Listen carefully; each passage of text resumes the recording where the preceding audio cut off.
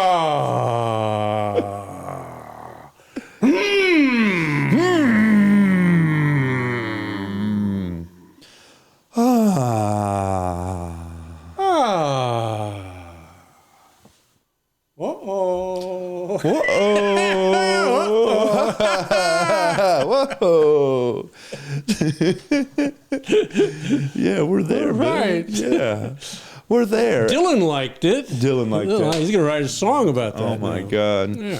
So, And I think we did 4, so that was good. oh, we did? Oh I don't my know. I goodness. So wasn't Carl counting. Young is happy. We got to keep those spirits, in the room. We need him in the room today. We need Yeah, him today. We need him today. Yeah. So, in conclusion and in transition, maybe we'll just take a deep breath together. Sounds good.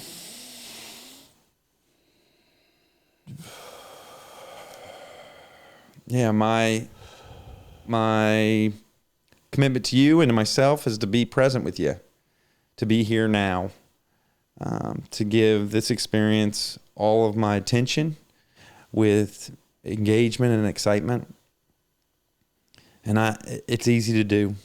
I feel a lot of excitement and feel very engaged here. So I hope that, yeah. Ooh, I wonder, you're a father. I wonder if you would give us an opening prayer or something to guide us for the next, hour and a half or so. Just a quickie. Father, Mother, God, we are your children. We're here to learn from you. We invite you into our presence and we into yours. Amen. Amen. Yeah. I love that. Thank you. Thank you, Father Bill. Yeah. So I think the best place to start with these type of discussions is at the beginning. Where were you born? New York City. No way. Get a rope. Oh my God. New York City, yeah. This harkens back to when advertisements threatened murder in order to sell salsa. If salsa was from New York City, they said, Get a rope. Get a rope. That's it. Presumably because they needed to kill whoever brought They this just salsa. New Yorkers don't know how to do this. Oh my goodness. Yeah, yeah. And the penalty for that is death.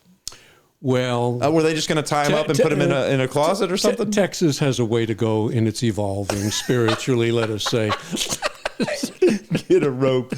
You were born in New York City. New York City, Well, sir. I don't hold that against you. No, thank you. I think folks are good all over. Oh, yeah.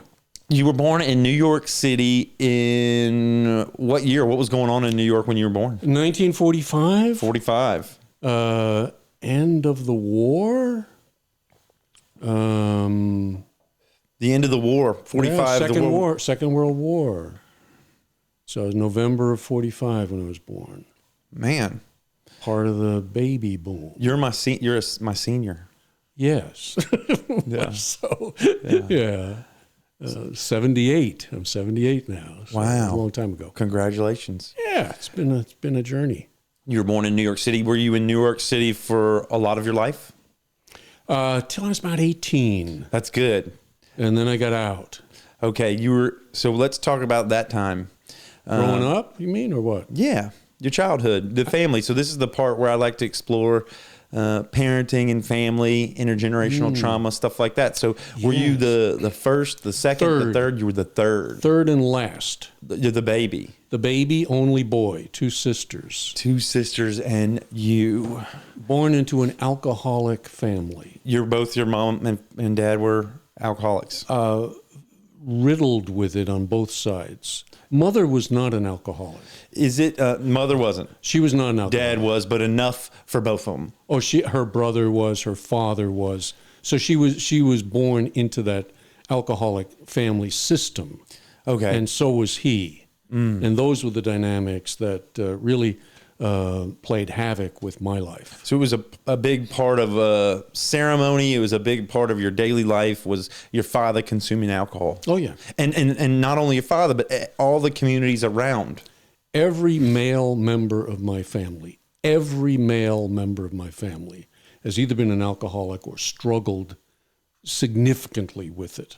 Is there half of the women? Half of the women. Is there a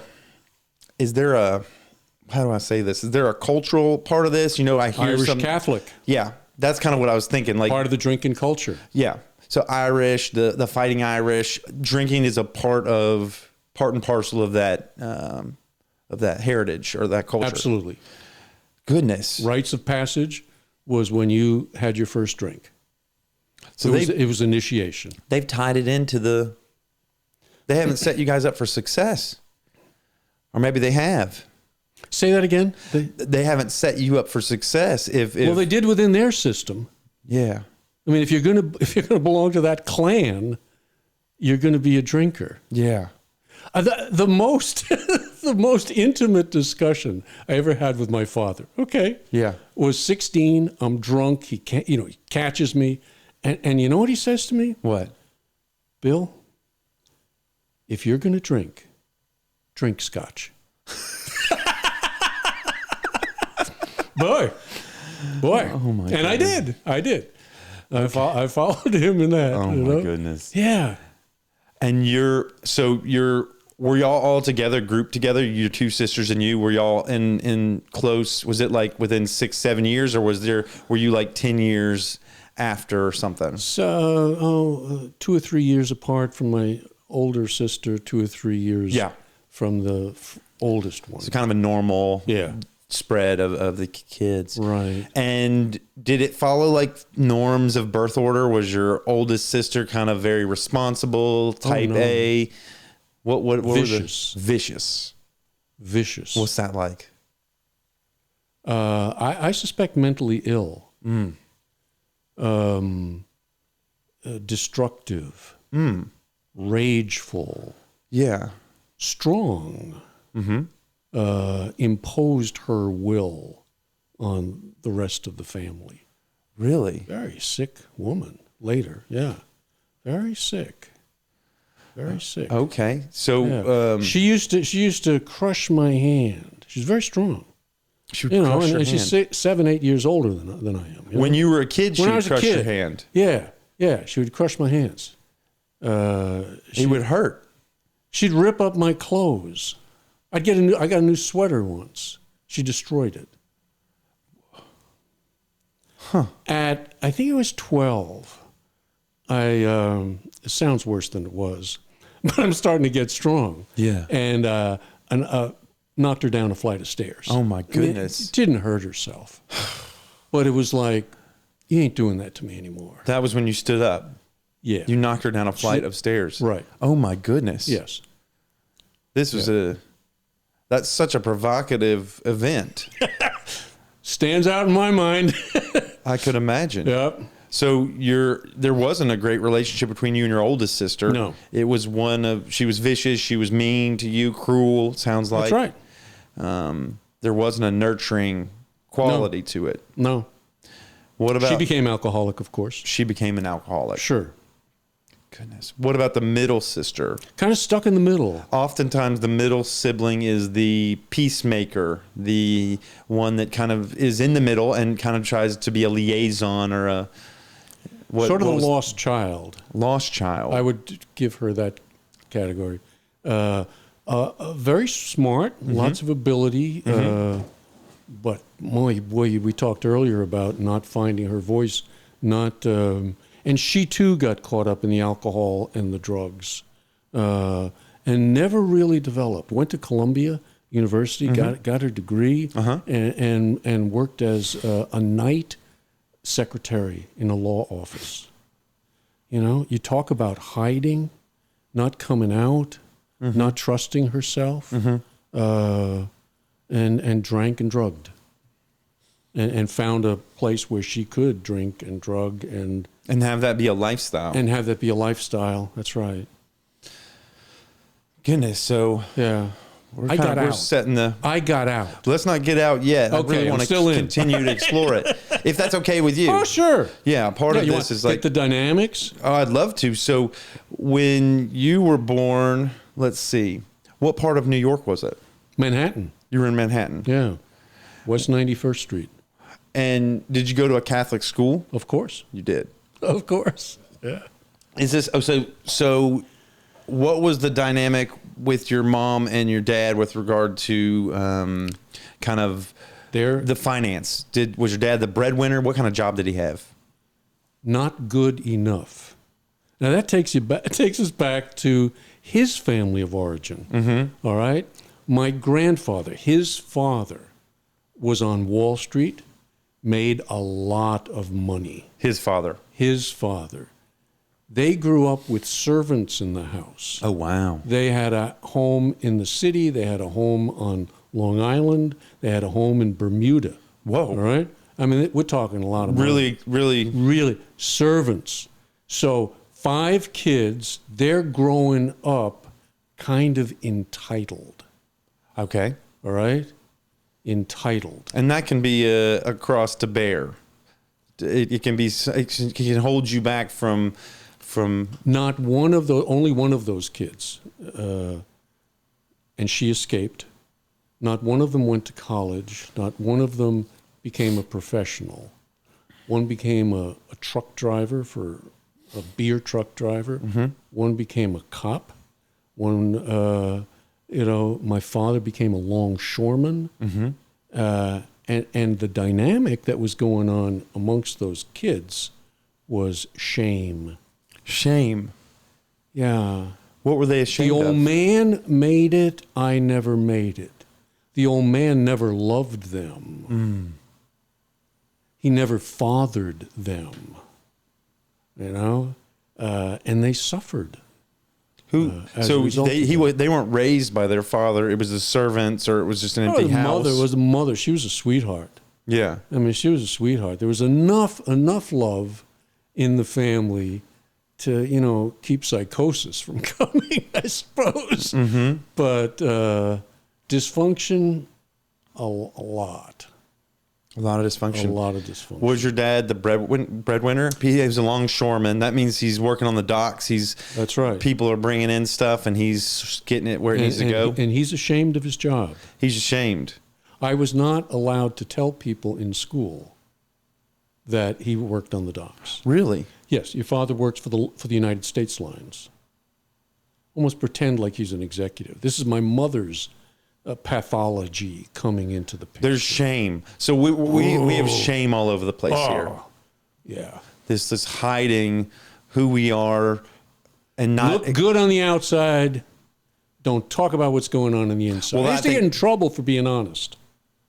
I used to get in trouble. I'll never forget this. I go to school. I've got a note because I was absent the day before. And the mother had to write a note. Mm-hmm. The note said, Dear Sister so-and-so, please excuse Billy from class yesterday. He was sick and I kept him home. Mm-hmm. I give the note to Sister so-and-so. I said, we really went to Macy's. You said that. I did. That was the truth. Yeah, those 4, absolute honesty was kind of coming through. Yeah, you couldn't stop them. But I got in a lot of trouble for that. For being honest. We don't be honest. My mother was not honest.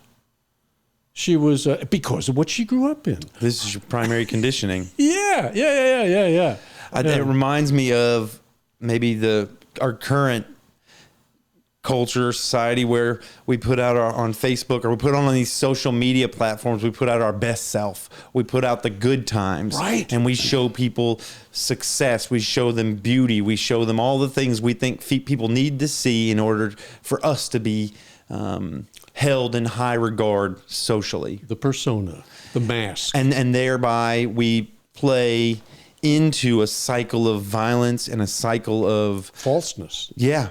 Where when living a people lie. do fall down, they're alone. When people are ugly or when they have trials and tribulations, they're alone in them because the world shows the beauty. The world shows the best things. And so then when you look out, that's all you see. Yeah.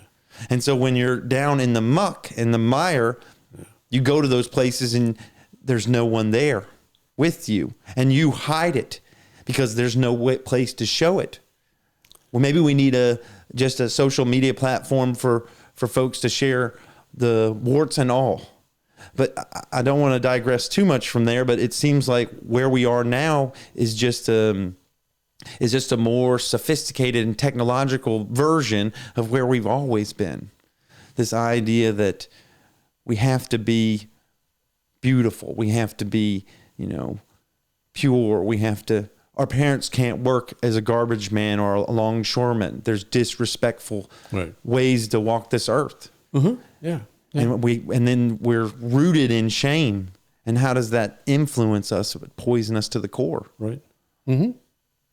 I think if people don't go back and look at their family of origin, whatever they're going to put together is not going to be accurate, honest, and the stuff that's there is going to keep seeping through. Yeah. So you got to face it. Yeah. Retrospective of your family origin. Right. Yeah. Yeah. So was your mom working? Yes. Both your parents worked? Yeah. She went back to school. She got her degree. She became a teacher, a librarian. Yeah.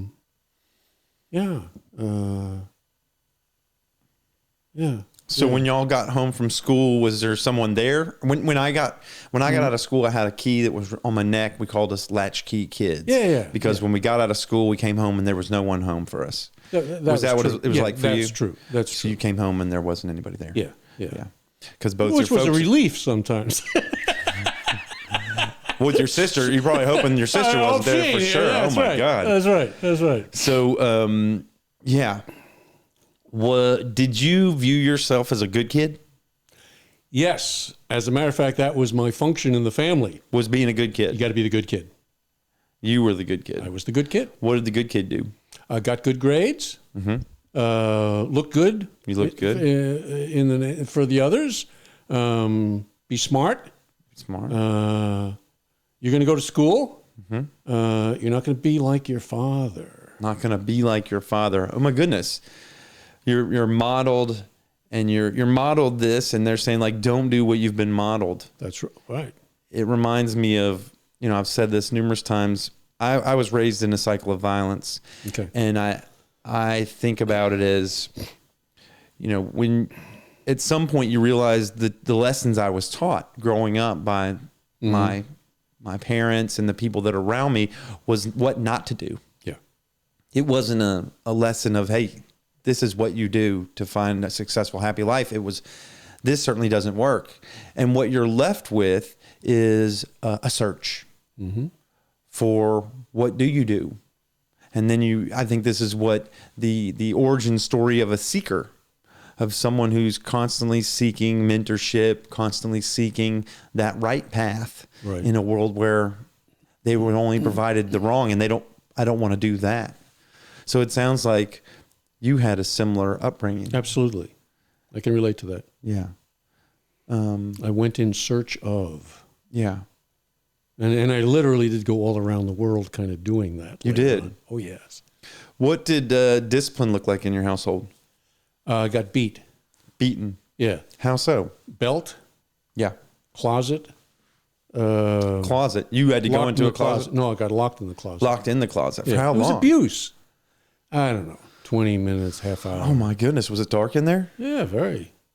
Locked in the closet for 20 minutes. I became a contemplative in there. Yeah.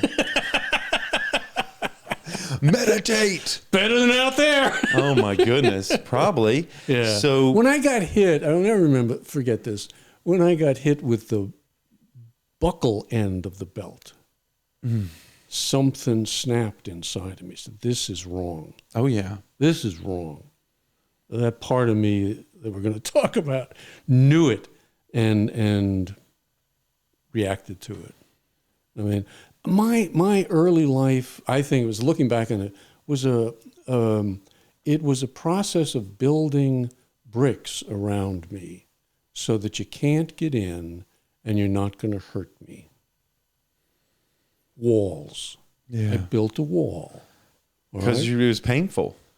Life was painful. Suffering. Yeah. And I don't want to feel it. Don't want to feel that. So feelings went away and got distorted. Well, because I imagine you would feel alone, sadness, fear. Alone was okay. Alone was better than out there. Yeah.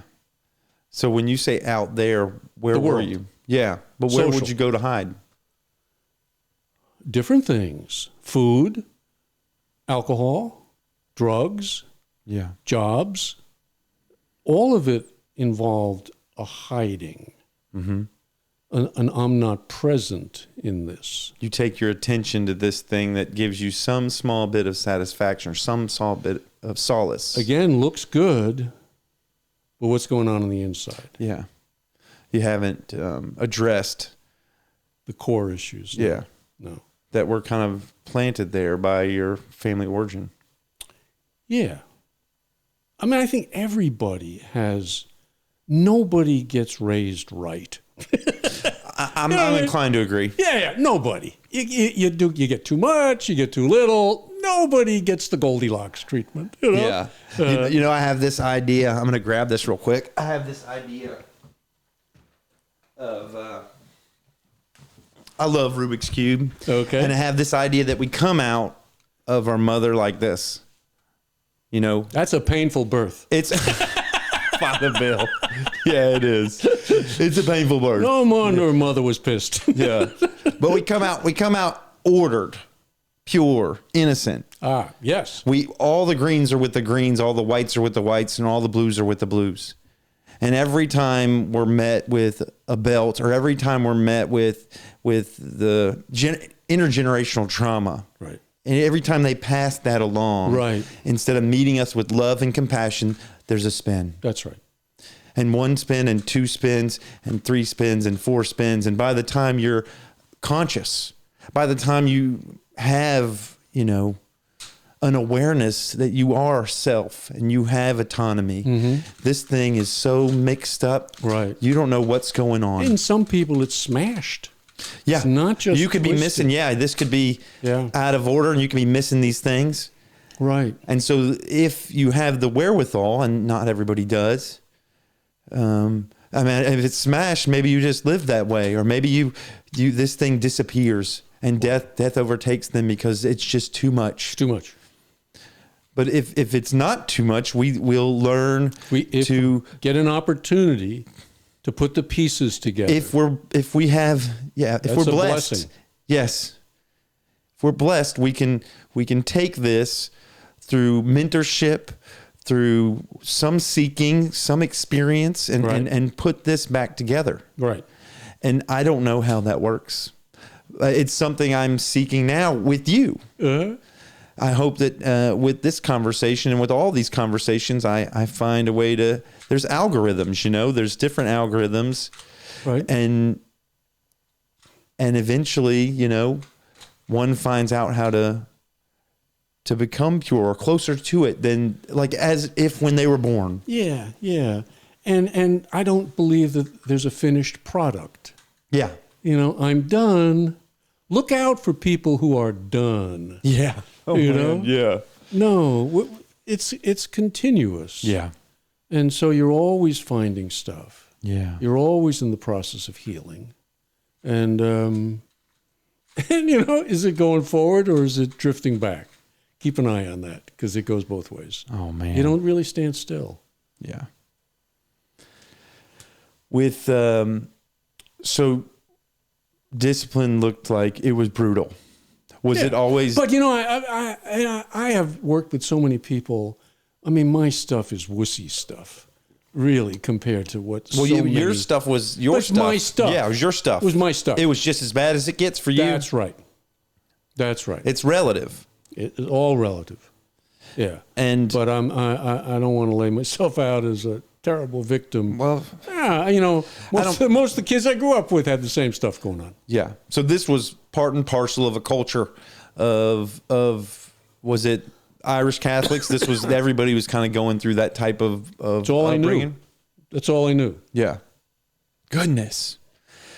Was that dispensed by your father, or was your mom a part of that discipline too? No, she was more the codependent in the family, cover up, probably some emotional incest going on there. Emotional incest. You be the husband I never had. Me. You be the husband I never had. Pretty common. Pretty common. There was nothing sexual. Yeah. Wanting you to. But she's going to live. Give you emotional. She's going to live her life through me. The unfulfilled parts of her, you're expected to produce. You become a doctor. You become a lawyer. She wanted me to go to make something of myself. Yeah. And that was tied to what she was lacking, or what she wanted in a husband. Exactly. She didn't get it. But she never participated in the discipline part. She was. So, I mean, I think that's the classic kind of, masculine, feminine, where the masculine entity in the household is the disciplinarian. Right. And then wait till your father comes home. Yes. She'd play that game. And then the mother the feminine was the nurturer. Right. So was that the case? Yeah. What did nurturance and support look like? Well, it was dishonest. Yeah. I mean, that was a part of the deal. But I got loved. I got enough love from her and from my father in a twisted way. Yeah. What did it look like? We could start with your father. What did love look like when it came from your father? Guy worked hard. Yeah. He kind of did the best he could. Did he tell you, I love you, Bill? No, couldn't do that. But how did he say, I love you? What did it look like for him to love and support you? Well, he would read I have fond memories of his reading the comics to me on Sunday morning. This is getting old for some folks who might be listening to this. He read to you, to me. Whether it was the comics or whatnot. Yeah, he gave you his attention in a fun and playful way. He did. How else? I had kind of pulled away from him. He would try. He was a handball player. This is an interesting one. He was actually world handball champion. No way. In the 30s, his father belonged to the New York Athletic Club. Yeah. Socialite. Social. He played handball. He was a good swimmer. Mm-hmm. But fathering skills were not high because he didn't learn any from his old man. He would spot me in a 21 game. He'd spot me 20 points in a handball match, and beat me. Oh man, my dad would play. I was raised playing racquetball with my dad. He'd play with his left hand. Oh, yeah. And so it's like at some point you say, I just give up. But he would play with you. Well, yes. And he would play. He wouldn't hold back. He tried To hold back? No. He tried to play with me. There were times he would take me swimming. I remember this. We would go out in the ocean. We kind of gravitated between New York City and Rockaway Beach on Long Island. Okay. We'd go live with his father. They had a big 13, 15-room house on the beach, Yeah. And when his sons failed, their families would move in with them. So we had the upstairs family, the downstairs family, and then the grandparents lived in the middle. It was fascinating. Well, there'd be a tremendous safety net if you failed. I mean, it might not have was. been. I mean, I have some happy memories of that. Alcohol was rampant in the thing. In my grandmother's kitchen, okay, it was the bar for large part of our community. I grew up where in the kitchen would be the Catholic priest who would park his beach chair in the garage as they walked from the rectory down to the ocean. They would stop at our home, come in for a drink, as would the parcel post guy, as would the ice cream delivery man. I mean, 5 or 6 people at all times drinking in the kitchen. Really? Oh, yeah. I grew up, and they made a thing called an old-fashioned, which was made with an orange and had a cherry in it. It was Angostura bitters, sugar. I kind of grew up going around eating those cherries that they'd leave, or sucking on the orange juice, on the oranges, right, that had the alcohol in them. And it was like it was like a sacred space, The good humor man, I recall, ran over one of our dogs, and they all were, isn't that awful? And they're drinking. And oh, Harry, the good humor man, never forget him. But the culture, that was the culture. And it's hard for me not to see the beauty in the community of it, even though it's tied with this kind of, substance abuse. There is this togetherness in this community and this congregation. Yes, you could say that. And you could translate that into the parish, where a similar, the Catholic parish. On a broader scale, you could see that. You could see it in the community, So it ran through the culture. I got out at 18. I went to school. I was supposed to go to Fordham in New York City. Well, before we get out, okay. How many times did you leave and go to your grandparents' house, your whole family? 2 or 3 times. 2 or 3 times, and y'all would be there for what, a year, or how long would it take for y'all to kind of? Then we go off and get a place somewhere else. What would take you there? Would it be some kind of rock bottom that your family would experience? Your dad I wasn't in on those decisions. I was young and I didn't know what was going on. But we would move. Move. Why we moved, I don't know. But you never had big fancy houses. It never seemed like you were We were renting. Yeah. We were renting. I guess the question that comes to mind is, why didn't your father's father help him get a house to live a house? I would think of like some intergenerational wealth. Oh, he wasn't supporting them in that way. No. Well, you think that was so that they would come back? He was very selfish. Very disconnected. Very selfish and disconnected. Yeah. But he would always take his kids in and their whole families and support them when they'd come to him. With the house, yeah. I wasn't in on those conversations. Yeah. What was your relationship like with your grandparents? Grandmother was very sweet. Really loved her. Very kind, loving, gentle woman. He was cold, always had a drink in his hand. Still worked on Wall Street. He'd go... even in his older age? Even in his older age. Had a seat on the stock exchange. That was part of his identity. It was important to him. Yeah.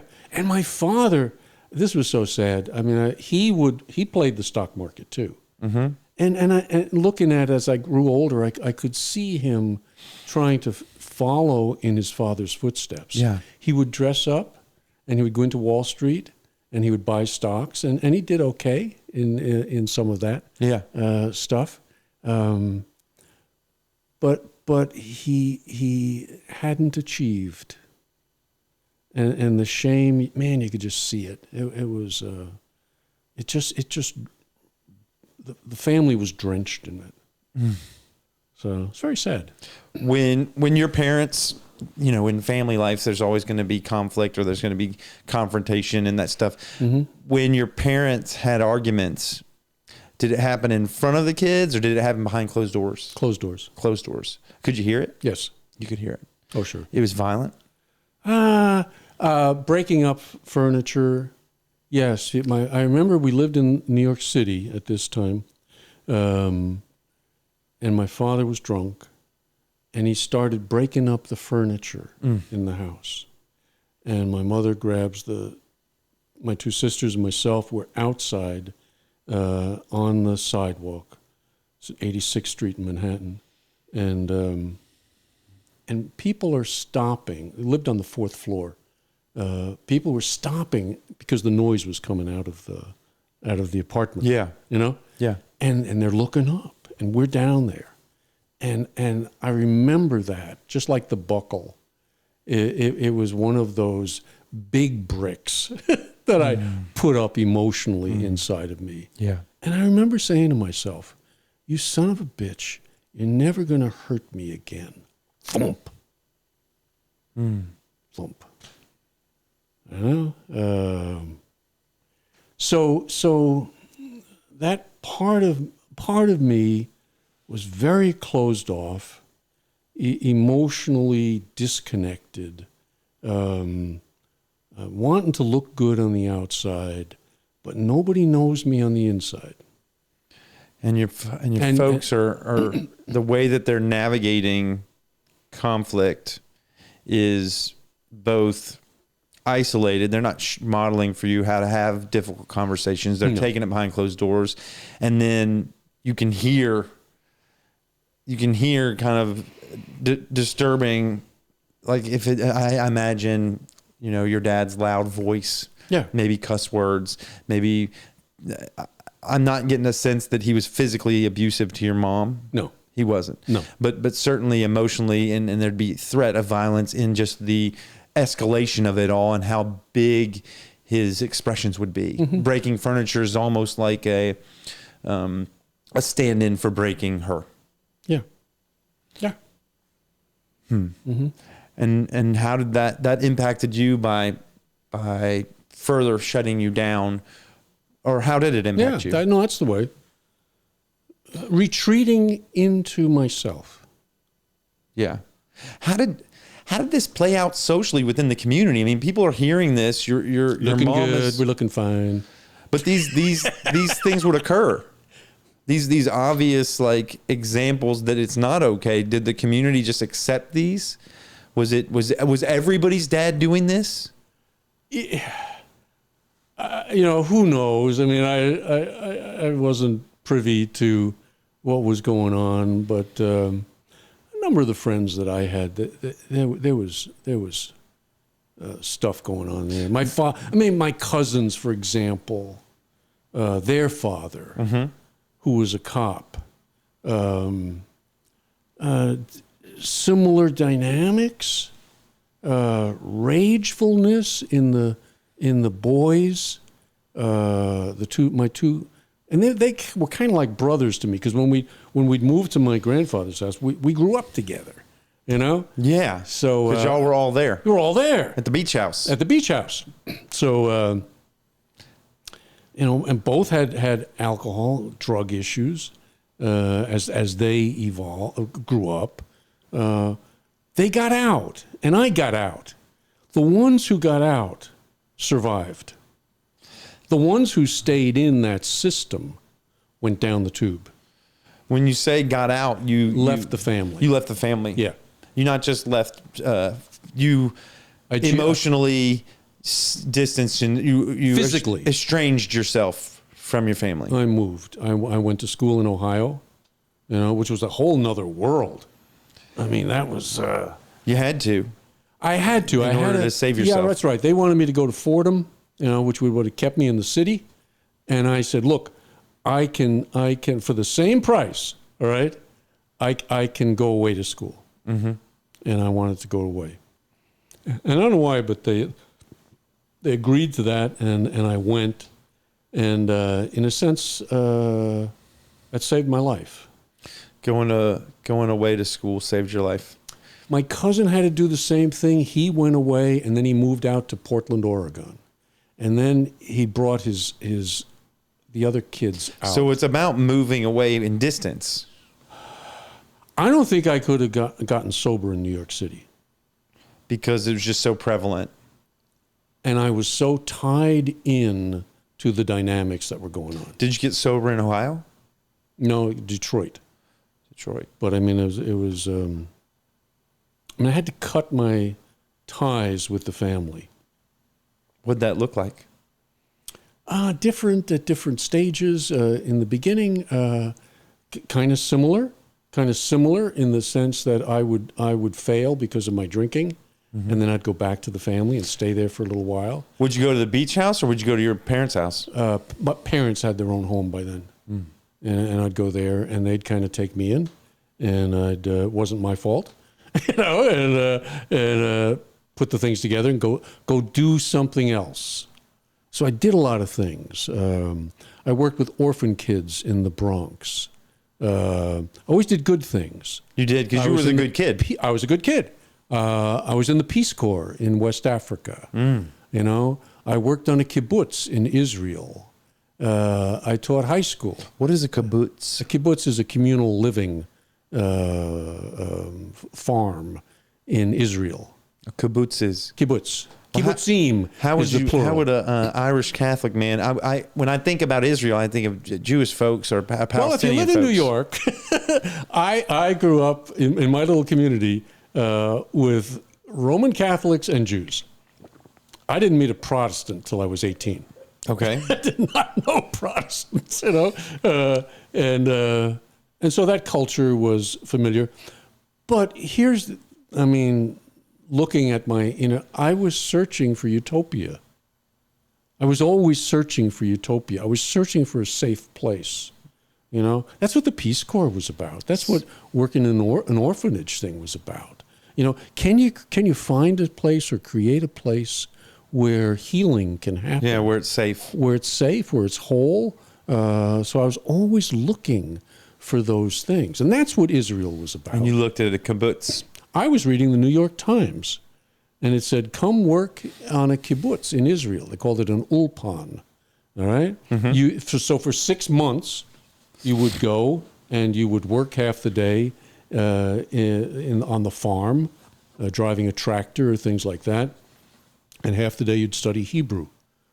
So I got 4 hours of Hebrew studies a day, you know, which was kind of cool, you know? And we were right on the Lebanese border. We were getting bombed. We would, have to go hide in bomb shelters at night. It's interesting. My question was going to be, did you find safety at the kibbutz? But you just answered it by sharing that you were bombed and you went into... Felt like home. A little chaos going on here. Oh, my God. Oh, my God. Oh, my God. So you didn't find it there? Did you find it in the orphanage? No. Well, I was drinking too. I mean, drinking followed me. And my story would basically be that I would take a new job. I would do it like it had never been done before. Put so much energy and ability, whatever ability I had, into it, you know. But then I was drink or drug. And that would catch up with me. Mm-hmm. So it was a catching up that would happen. And I look back on the several jobs. It's exactly what happened. You know, look good outside, inside. Never dealt with my stuff. Drinking and drugging along the way. That catches up with me. Chaos comes. I got to get out of there. I go and do something else. You call it in recovery. I take the geographical cure. I change the outside environment, but I don't change inside. So you make the new place mirror right. your internal world, which hasn't been resolved. Hasn't been touched. So no matter where you go, that's right. You take you with you, and then you will create the same circumstances because they live within you. That's right. The hero's journey's within. That's right. You could take the hero anywhere you want. So I wound up in the Jesuit seminary. Okay. Where's this? That's in Detroit. Okay. I'm in Detroit. What happened? So you went to Ohio, you got a degree or did you get history. your degree? History. In history. Yeah. Undergrad. Mm-hmm. And were you working just odd jobs? Later, Well, while you were in Ohio, or did you just go to school? just went to school. Nice. Did go to study in Europe for my junior year. Goodness. Yeah. Where'd you go study? Loyola University in Rome. In Rome. Yeah. Spent a year in Rome. Oh, wow. Changed me. So I'm getting a sense of someone who lived kind of a more like it's affluent life. Like you were going to Rome, you were going to, you had some kind of safety net or some ability to have a real vibrant life, and at the same time tortured, some sandbagged by the whatever you want to call it, this detritus of your family, this like this real I don't know what you would call it, but it kept you in some kind of servitude to drugs and alcohol. That was my answer. Yeah. What you were in service They to? were my friend. To shame, and then it was shame and fear and loneliness that you were left with from your family. On the inside. Yeah. On the outside, no. What was on the outside? Success. Going to Rome, that was something you could tell folks. I went to Rome and studied in Rome. I'm a intellectual. Yeah. I'm okay. Doing all right. You were drinking in Rome? Yes. Yeah. Were you a part of the world? Was the world drinking? Was the world? How were you different? If you didn't drink, you were suspect in my mind. So, how were you different? Is it that do some people drink and they don't have that inside, and some people have that inside and it's covering up, or does everybody drink because this is part of a cultural thing that we're all navigating deep fear, deep insecurity, deep. It certainly is part of the culture. There's no question about that. But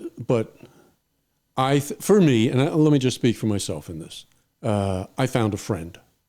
A friend. In alcohol. I could trust it. Yeah. And I wanted to be around it. And I wanted, and it delivered for me. Because it wouldn't hurt you. So it made me comfortable. When you I'm an introvert. We had this little discussion. Yeah. I'm an introvert, okay? In Rome, there's a thing called the Spanish Steps. I don't know if you've ever seen it. It's a church up there or something, and it's a kind of a tourist place. Well, my roommate and I get drunk. I've got a bathrobe that I tie around my neck, and I've got swords, and he and I have a sword fight on the Spanish Steps, from the top of the steps down to the bottom. I'm drunk out of my mind, right? And then I led a sing-along with about 500 people. I led a sing-along. Now, you couldn't get me to do that sober in a million years. But when I got drunk, it took me to a place where I had a personality change, and I loved it. You liked being extroverted in the way that alcohol released. It freed me. Alcohol did. Yes. Are you able to access that now without alcohol? We played the game. We played the game. And that's you being extroverted. That is me trusting and being willing to go with something that ordinarily I wouldn't be comfortable with. Ordinarily. And it's still there. To be silly in public, to be childlike is not something that you do. I've worked on it. Yeah. But is it natural for me? No. So alcohol would but alcohol, yes. That. Yeah. Well, I guess what comes up for me when you say alcohol was your friend, you could trust alcohol. It was reliable. This is what addiction is about. Yeah. You find something that works for you. And that happens in a world where all the humans have failed you. Like you haven't found a consistent, reliable, trustworthy human to go to give you the same thing. That makes you more susceptible to it. I don't think that's the only reason it happens. Right. It's not the only reason it happens. You can have a perfect childhood, I think. there is no such thing. Right. assuming you did. And I think there's a physical factor. Well, I just think of that rat study. The rat study where they had one rat in there and they gave it either really good food and water and also cocaine water. Yeah. When it was by itself, it would just do the cocaine water over and over and over until it would die of cocaine water because it wanted that cocaine water, sweet nectar. Right. And then they said, oh, that means that we're all addicted to cocaine. It's an addiction. And it's the cocaine that is the problem. And because the rat always wants it. And then later on, they did another study where they gave this rat a whole rat community with a bunch of rat things to play with and a vibrant ecosystem where it could run around and it could have rat sex. It could do all the rat fun things. And they gave it the food and they gave it the cocaine water and it barely touched the cocaine water. Yeah. Because that's not what it wants. It wanted that in a world where it was alone and isolated, and its only choices were, cocaine water or food. And there was no other, Maslowian hierarchy of needs type of things there available to it, like support from a community, all these things that are really important. Yeah, Rats Anonymous.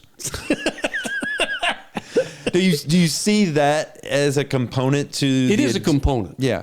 Because a big part of the 12-step program is fellowship. Community. Yeah, congregation, fellowship, people walking together, supporting each other. That's part of it. It's a necessary part of it. Absolutely. Yeah. They say if you want to go fast, go alone. If you want to go far, go in a group. I like that. And I think the journey to, our optimal self, to enlightenment, to transpersonal, whatever we want to call it, to spirit, is a long journey. That's right. And so connecting, which is really getting to the heart of the transformation process. Yeah. It can come in many different ways. You talked about improv and finding people who are very self-conscious, nervous, unable, and they meet you and they meet others like you. They meet a community. And they're able to become that which is within, but they haven't been able to access. Yeah. You bring that out from them, for them. So there are many paths, but you're getting down to, there's a dynamic that people play or can play a huge role in helping somebody come out of that. People who have been there, people who understand, people who are compassionate, all right? They touch something in you. Yeah. And you know it. And you begin to trust them. Yeah. Slowly. It usually doesn't come quickly, you know? But you trust them and they're going to lead you. And that's a hell of an obligation. It's like therapy. I mean, when you have a therapist, what should you be finding ideally? You should be finding someone who gives you compassionate love and understanding, and it's safe. And you're going to test it. You're going to acceptance. But acceptance. That Carl Rogers human-centered approach. I did Carl Rogers. I met him. I did a 3-week seminar with Carl. Yes. I'd like to talk about that some. I love his the human-centered approach. You accept. Yeah, it was in the Jesuits. A non-judgmental stance, radical acceptance, what he called unconditional positive regard. Yeah. And when you see that, when you feel that, it changes you. Yes. Because you unlock that shame. Yeah. You're one with the whole. Right. That's beautiful. Mm-hmm. Unfortunately, I was drinking. When I was with Carl Rogers, I didn't get the full experience. Oh my God! That had to come later, but it was getting close. You were getting close. Unlocking. You were seeking. Oh, Carl Rogers was a part of that seeking. Absolutely. Peace Corps was a part of that seeking. The kibbutz was a part of that seeking. You've been seeking. I'm a seeker. I'm a seeker too. We're seekers. Right. That's right. Tell me this: from zero to, let's just take it to Detroit or wherever you want to take it. What were the moments in your life where you had, as we seek, if we didn't see glimpses of that which we seek, whether they're mirages or whatnot, if we didn't see them, we would stop. We have to see it or smell it or have Yes. some kind of, it's out there, which keeps me going. Yeah. Can you share with me a couple moments in your life where you had a sense of the whatever we want to call it, the divine, that there was something to be sought? Yeah. So I'm in the Jesuits. Let me go back there. I'm in the Jesuits. I'm studying to be a Catholic priest. I'm sneaking drinks on the side. All this stuff is going on. I would kind of line up last at the communion line so I could drain the cup. I had an old priest once pull me aside. He says to me, "Bill, I cannot help but notice that your devotion to the blood of Christ far, far exceeds your devotion to the body of Christ." Snagged, Yeah. But anyway, that's what I'm doing. I'm in there. I'm hiding. You're hiding. I'm trying to look good and not do life. Not do life. What is life? Oh, life is relationships. Life is commitment. Life is interaction. This was structured. Looks like you're doing life, but I'm not. And I knew it. Wouldn't all the people around you know it too? I'm a pretty good actor. So you're not giving them the real. And I'm not aware of this. I'm aware now. Yeah. Was I aware then? No. No. Was I giving out that vibe? Probably not. So they thought they were connecting with you. They thought they had intimacy. And I thought I was connecting with them. Yeah. But looking back, There was something in the way. There was something yes. that you were just doing it as a look as a good. show. And when I look back on it, I was looking for a place where I could look good, look like I'm doing life, and drink and hide. Yeah. Those were the inner dynamics. You went back to your friend, the place where you could safety and trust. Yeah. And then Yeah. And So what find that happened solace. to me? You asked him for the key events. yeah. What happened to me was I'm in the Jesuit seminary. Mm-hmm. So there's a 2-year, they call it a novitiate, where they're looking at you, you're looking at them before you make a decision. Is this the life you want to, are called to? And I volunteered at an alcohol and drug treatment center right, in downtown Detroit. It was an abandoned schoolhouse with 183 alcoholic men run by a Catholic priest, all right? Mm-hmm. And as soon as I went into it, I felt like I'm home. I know these people. These are my people, Yeah. These are characters. Oh, I know these characters. They put me through treatment. As I'm going to volunteer. I'm here to help, Well, we love that, but we want you to go through treatment. They knew. No, I don't know that they knew. Maybe they knew. But they put me through 17 weeks of therapy. All right? Never had therapy in my life. So that you could support. So that I could do my volunteer work. Oh, you were, come on, Bill. I swear to God.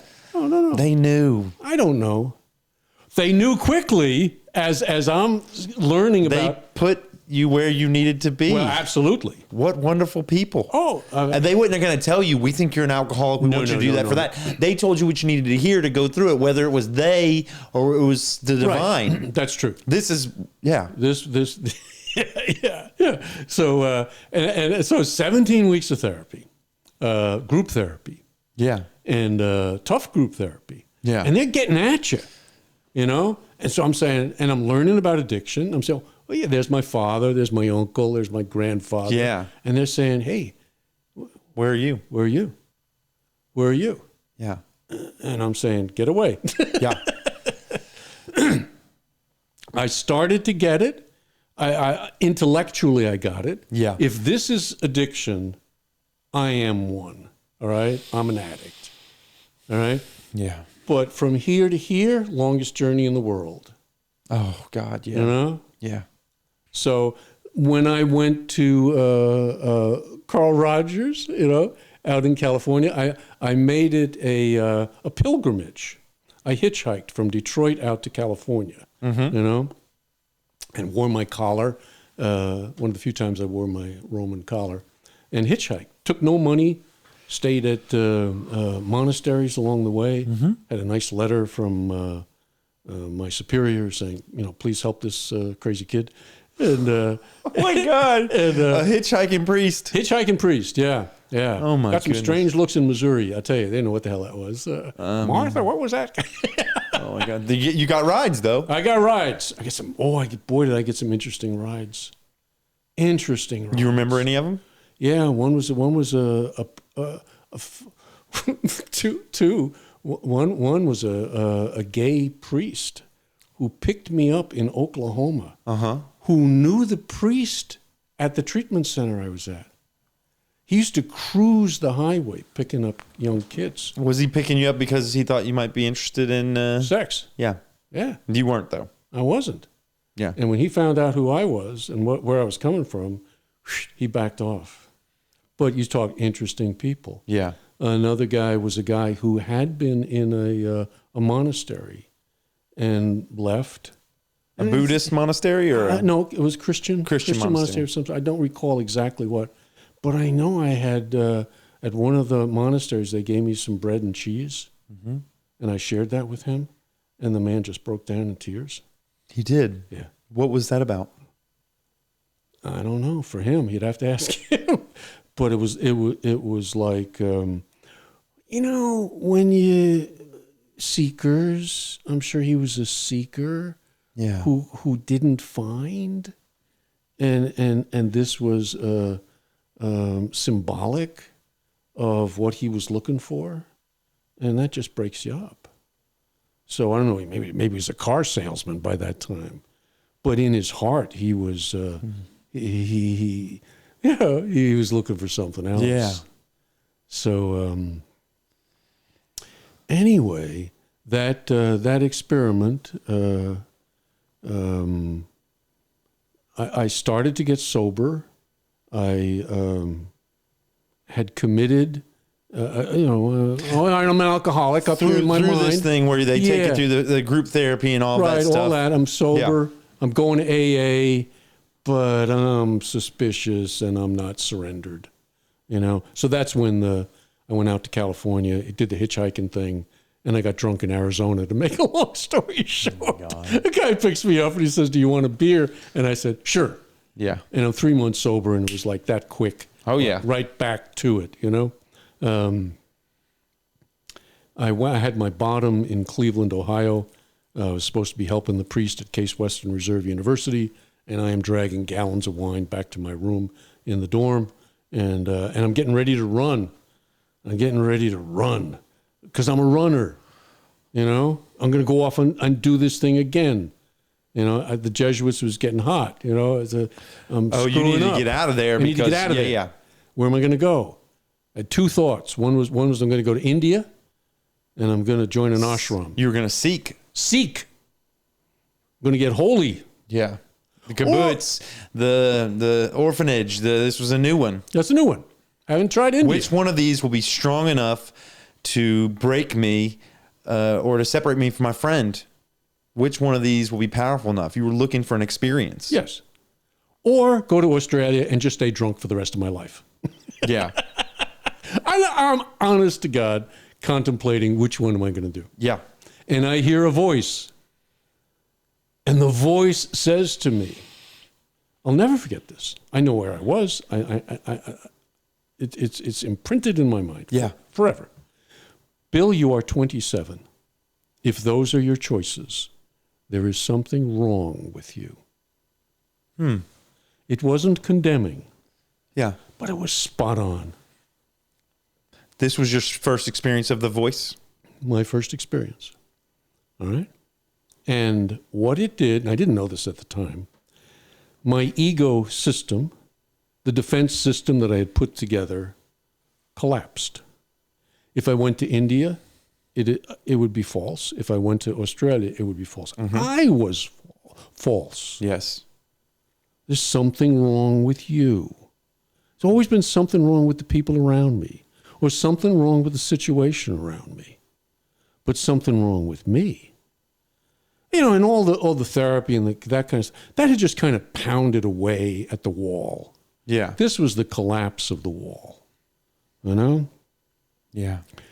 So I went back to a therapist that I had worked with in Detroit, who was a tough guy, and told him what had happened. And he said, are you willing to go to any lengths to get sober? And at that moment I was. And he said, listen, what do you have that doesn't belong to the Jesuits or doesn't belong to your family? Because my family would have bailed me out. I could have gone back to New York. Yeah. They'd take me in a minute. And you'd be in the culture of... In the culture again. Yeah. Mother would say, poor baby, here, have a drink. Which was what they did. I mean, that's what they did to me. It was the medicine. It was the medicine, Just don't drink so much.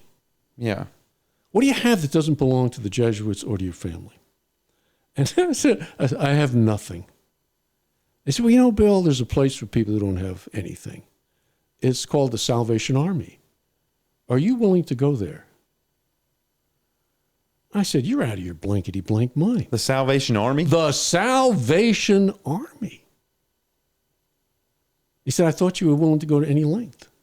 This is the length I'm asking you to go to. I'm asking you to go to live on Skid Row for 1 year.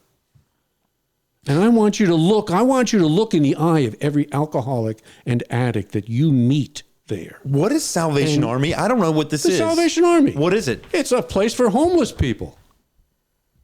It's a place for homeless alcoholics to go. All right? It's been around since the 1800s, kind of doing that deal.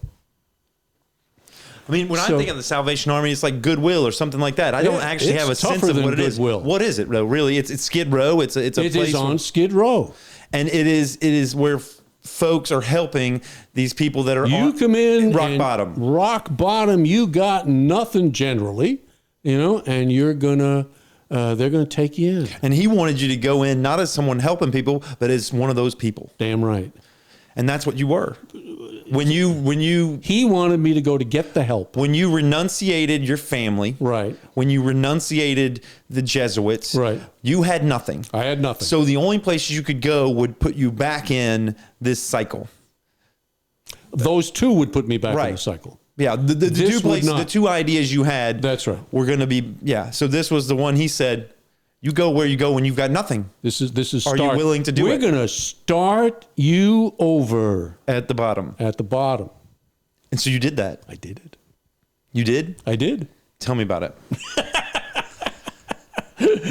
I went and I first the Jesuits. I said, look, I need help. I'm going to go get help. They said, go. We love you. They gave me a leave of absence. Yeah. To go do this. They never do that. They did it for me. They loved me. Of course. They loved me. I'm Irish. I'm lovable. I didn't love myself, but they loved me. They loved you. Yeah. Go find yourself. So I did. I checked into the Salvation Army, and I worked jobs, what we call spot labor. Mm-hmm. I lived at a hotel that they ran on Cass Avenue in called a Harbor Lights program. So you live there. You'd have to go to certain meetings. I started going to AA meetings every day that I could go. And I'd go work spot labor jobs. People would call, we need somebody to come wash our walls or our windows. Yeah, handyman stuff. Handyman stuff. And I'd go and I'd wash windows and walls and I'd have to sit out on the stoop, and if I'm lucky, they'd give me a sandwich for lunch. Whereas 2 weeks ago, I'd have my little collar on, and they'd invite me into the fancy parlor. Yeah. And it's like, my God, what a discrepancy. Yeah. And it's like, I remember, this is a little gross, but I remember a roach in the bed. You had your little room. A roach crawled over me, Mm-hmm. And it was kind of like a spiritual experience. I was like, yeah. Hey, Roachy, it's you and me, buddy. Yeah. Here we are. So I've never recommended this to another human being, as a pathway. But I wouldn't trade it for $1 million because I did it for a year. I found myself. I had a relationship to recovery. I mean, if I drank, I was out on my ass. That was it. There was no place left. I had to do it. I had to face myself. Had to grow up. And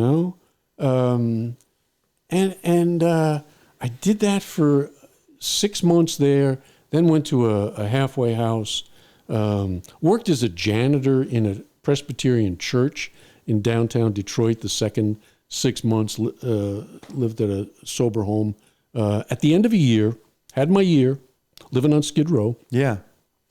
And then they hired me at that treatment center and trained me as a counselor. And put together a terrific program for me. I worked under a psychologist there, and have been in the treatment field all of my adult life. So I'm now 51 years sober. It wouldn't have happened had that intervention not happened in that way for me. Yeah. It was my way. The invitation to go to the Salvation Army. Yeah. And for you to have the guts to do it. Had to cut off my relationship with my parents, with my family. My mother had a good sense of humor. I remember it was like at about 3 years sober, I get a package from her. So I wouldn't take money. She would send me money. Here, come home. Yeah. No, can't do it. Wouldn't take any money from them. So 3 years sober, I get a package from her, open it up. You know what it is? A pair of apron strings. It's an Irish expression, perhaps. We're going to cut the apron strings. So she had cut her apron strings and mailed them to me. Symbolically, it means I've set you free. You've really broken free. But I realize now that you've broken free. That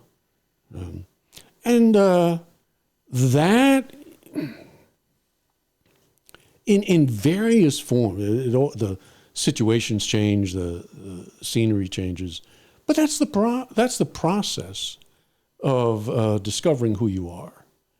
For an alcoholic, it all often takes the. I look back on that situation. I didn't understand it at the time, but it was the dissolution of my ego system. Yeah. It crumbled. The walls, they crumbled. Yeah. And I don't know who I am. I don't know who I am. Yeah. But I'm willing to take a chance. Some people are not. Falls apart and suicide. Yeah. I was pretty close to that. I wonder if you said that's the way for alcoholics. And I wonder if it doesn't matter. I don't think we're unique. No. Yeah, I don't think it matters what the substance is. It's just those that are and it may not even be substance. A substance. Yeah. It may be a behavior. Maybe it could be food. It could be video games. It's just folks that are hiding. Yeah. It could be work. It's the hiding. Anything. It's the hiding. It's the midlife crisis that Jung talks about. When the point where success has nothing else to teach a man. That was his description of it. Yeah. But failure has everything to teach you. Mm. So that failure is an opportunity. Yeah. I'm coming apart. That's the feeling. Well, yes, you are. You're coming apart because the pieces have to be put back together differently. Yeah. And you have to come apart in order for that to happen. To refactor, to change, you have to take things apart and restructure. That's right. Reorganize. Yeah. So it's you can tweak the little Rubik's Cube a little bit, and try to get away with that. Yeah. But if all those colors aren't matching, if you're not in sync with the inside and with the outside, there will, as Star Wars said, there will be a disturbance in the Force. Mm. Watch for the disturbance in the force, because it's telling you something. Yeah. It's telling you something. You know? And that's very helpful. So failure, even on a daily basis, is communicating that there's something getting in the way. And to me, this is egotism. That's what I call it. You know, it's selfishness, self-centeredness. It's not being rightly related. See, everything's about relationship in my world. Am I rightly related to you? Am I rightly related to other people, to God, to myself? Or is there falseness? You know, watch for it. Watch for it. Because it creeps in. Falseness. Yeah. For some reason, what comes to me is being here now. Am I present with you? Right. Is my attention pure here with you? Right. Or is there some way it's in the past or in the future, or am I here in this moment? Right. And if I am here in this moment, then Dylan is here and God is here and other people are here, and it's okay. Yeah. It's okay. The crap may be awaiting me out the door, whatever was going on in our lives, the drama, you know. Right. It doesn't go away. But there's always a place inside where it is okay. Where it is okay. Very hard to find, very hard to stay there. But you can, I think, find it and expand it. And if you approach recovery, as I think I've tried to do under that description, then it's an ongoing journey. It's not I quit drinking, 51 years ago. So what? So what? My wife quit drinking 53 years ago. And she's not an alcoholic, you know. But it's not about that. It's about finding yourself, finding who you are, finding why you're here, you know, and living in right relationship, in accord with that. You know? And people who've been on that journey, whether alcoholics or mental illness or people who've lost financially, there's a commonality there, a union there that you feel with them. I love people who failed. Yeah. But who've gotten up again. Yeah. Fall down 5 times, get up 6. Right. When did you discover the two-way prayer? 20 years sober. I'm 20 years doing AA. Mm-hmm. And I'm doing pretty good. You know, I'm a therapist. I've become treatment director. Doing really well. Married, 3 kids. Serious. Doing my recovery stuff. I mean, I'm an all in or nothing guy. Mm-hmm. You know, I don't know if you can spot that. It's just like we do this thing, or if it's bullshit, I'm out of here. Yeah. You know. So 20 years sober, and I'm feeling antsy again. I'm not where I should be. I know that. Antsy meaning? I'm doing success. I'm running treatment centers. You're phoning it in some way. I'm phoning it in. Yeah. That's right. But I'm not being true to me. Yeah. I'm not being those true. 4 absolutes, somehow you're falling short of those 4 absolutes. Yeah, it's false. Yeah. It's false. And so if you don't do something, you're going to lead yourself back to the drinking or I don't know. I mean, I don't, maybe. But you're going to live a life. It's not going to be a full life. No. Yeah. And I knew that. And we okay on time? Yeah, we're okay. we are. Yeah, we're good. I had three things that happened to me. I'll go through them pretty quickly. Yeah. All right. The first is I meet a guy. I'm doing national marketing for a treatment center in Arizona, and I'd been their executive director. And long story, But anyway, it was kind of good. I'd never tried my hand at marketing. And I would meet with therapists. And I'm in West Texas one day, meet a guy, long-term recovery, and I tell him, I'm kind of struggling with my recovery stuff. I don't feel like it's, like I'm getting what I need to get. And he said, did you ever hear the story of the 5 M's? It's the story of spiritual institutions. I said, no. And I said, well, let me tell you. And I'll give you the quickie version. He says it starts with a man, the first M. The man could be Jesus, it could be Buddha, it could be Bill Wilson, founder of AA. Yeah. That man has a spiritual experience, all right? His world comes apart, all right? He has an encounter with the divine, all right? And Jesus, it's in the baptism, Buddha, it's under the tree. Comes back with the second M. And the second M is the message. So you have the man, the message. And the message is who you are. That purpose, the mission. Yeah, who you are. Yeah. Because you ain't who you thought you were. Mm-hmm. You're connected to the divine. Yeah. At depths you don't understand. But it's fulfilling, you see? And then you come back with the third M. You go out to your friends, with the message. So the movement, the message. No, the man, the message, the movement. The third M is the movement. Movement. All right? And so people who are seekers, they see it in the Buddha. They see it in Jesus. Yeah. They see it in Bill Wilson. Yes. Please, I got the same thing. Can you help me? Yeah. All right? Whoa. It starts to grow. The energy is there. The movement. The movement. All right? It's wonderful. Things are happening. It's alive. All right? It's Camelot. All right? Yeah. Yeah.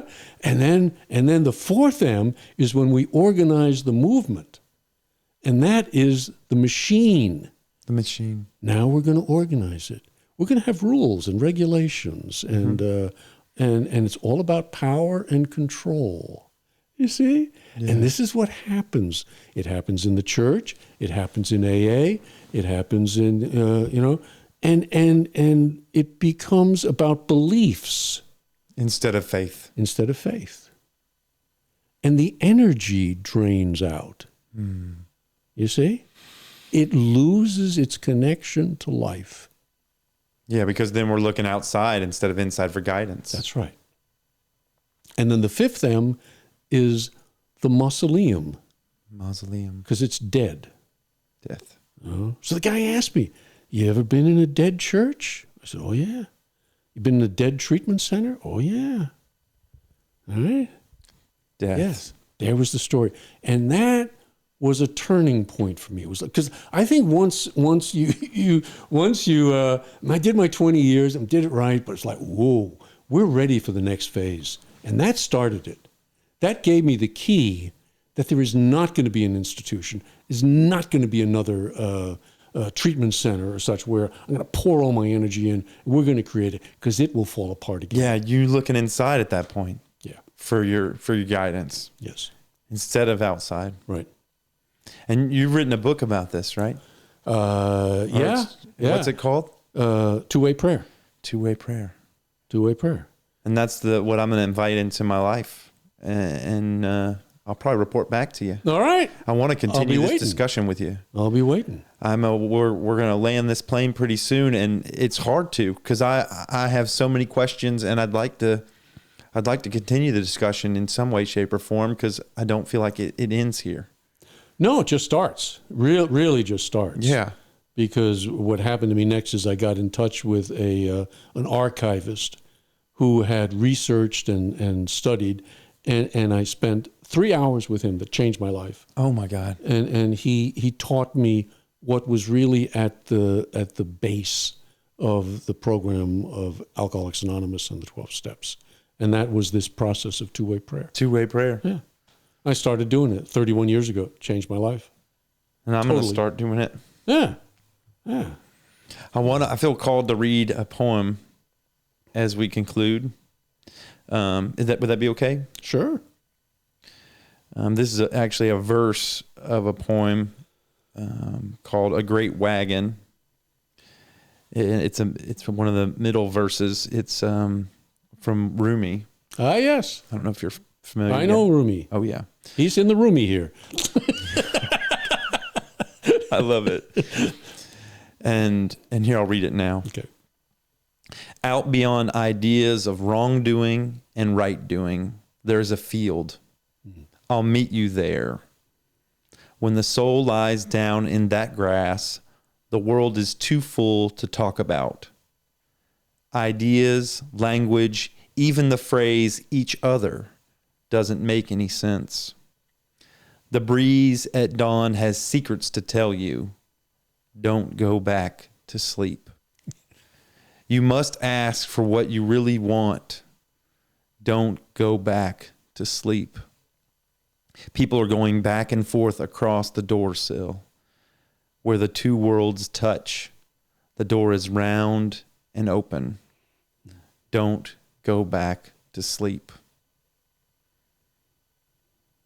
Yeah, I feel tingles in my body reading that, especially in relationship to our talk and some idea that the awakening is what we're talking about. That's it. You know, and throughout history, there have been people who broke through to that level. Yeah. Rumi was one of them. Yeah. I feel touched. Yeah. Being here in the room with you and Bob Dylan and Rumi in the Rumi and your story filling the air. I feel very touched and I'm aware that we're at the end of at least this conversation. Yeah.